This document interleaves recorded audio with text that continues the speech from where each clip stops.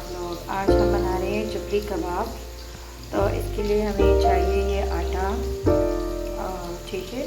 इसमें प्याज, टमाटर, कीमा, अदरक लहसुन का पेस्ट और धनिया, लाल मिर्च आएगी। जब ये तैयार हो जाएगा तो इसके बाद हम बनाएंगे चुपड़ी कबाब। तवे पे ऑयल गरम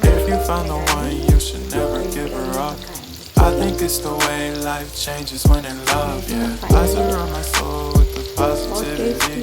That's why I don't worry about the things that I don't see, yeah. These days I don't worry about much.